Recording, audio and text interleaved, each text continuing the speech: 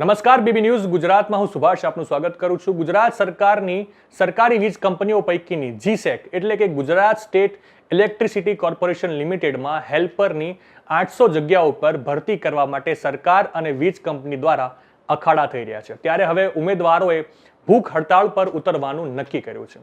આ માટે આંદોલન ચલાવી રહેલા ઉમેદવારોએ કહ્યું હતું કે અમે તારીખ 3 માર્ચના રોજ પણ વડોદરા ખાતે જીસેક કંપનીની હેડ ઓફિસની બહાર દેખાવો કર્યા હતા। એ પછી સરકારમાં પણ રજૂઆત કરી હતી, મુખ્યમંત્રીને પણ પત્ર લખ્યો હતો। જો કે ઉમેદવારોનું કહેવું છે કે મુખ્યમંત્રીએ અમને જગ્યાઓ ભરવાનું આશ્વાસન પણ આપ્યું હતું, પરંતુ જીસેક કંપનીએ ભરતી કરવા માટે કોઈ હિલચાલ શરૂ કરી નથી। ત્યારે અમારી પાસે હવે ભૂખ હડતાળ પર બેસવા સિવાય કોઈ વિકલ્પ રહ્યો નથી। ગઈકાલથી એટલે કે 1 એપ્રિલથી 100 કરતાં વધારે ઉમેદવારો ભૂખ હડતાળ પર ઉતરી ચૂક્યા છે। ભૂખ હડતાળ એમણે શરૂ કરી છે અને ભરતી માટે લિખિત આશ્વાસન નહીં મળે ત્યાં સુધી ભૂખ હડતાળ પર ચાલુ રાખવાની ચીમકી આપવામાં આવી છે। ઉમેદવારે શું પ્રતિક્રિયા આપી છે, વિગતે સાંભળીએ।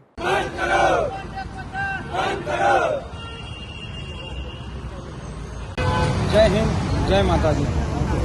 આપણું ગુજરાત સરકાર ઉર્જા વિભાગ સામેનું જે આંદોલન છે હેલ્પરની નિમણૂક માટેનું જે શરૂ થઈ ચૂક્યું છે આજે પ્રથમ દિવસ છે। સવાર 9 વાગ્યાથી આપણે સૌ અહીંયા ઉપસ્થિત છે। એટલા બધા એપ્રેન્ટિસો અહીંયા ઉપસ્થિત થઈ ગયા છે। બીજા ઘણા બધા એપ્રેન્ટિસોની આપણે રાહ જોઈ રહ્યા છીએ। ખૂબ સરસ આંદોલન છે, બધા મક્કમ છે પરીક્ષા જાહેર કરવા માટે। જે લોકો નથી આંદોલનમાં આવી શક્યા એ લોકો પણ આવતીકાલે એ લોકો પણ આવવા માટે 100% પ્રયત્ન કરે। આવતીકાલે એ લોકો પણ અહીંયા આવે તો આપણા આંદોલનને જરા વેગ મળે। આજે પ્રથમ દિવસ આપણો પૂર્ણ થવા જઈ રહ્યો છે।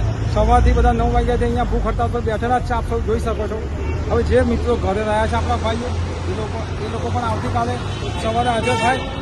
આપણું સંગઠન, આપણી શક્તિ એ જ આપણી તાકાત છે। કોઈ પણ કામ માટે આપણે સંગઠન અને શક્તિ જરૂરી છે।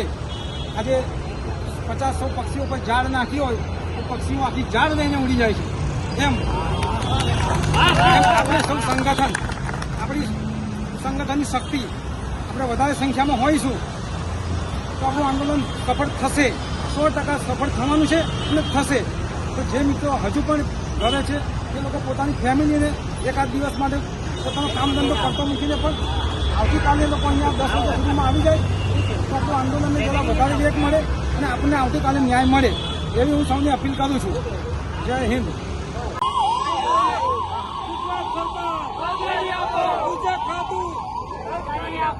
અમારી માંગે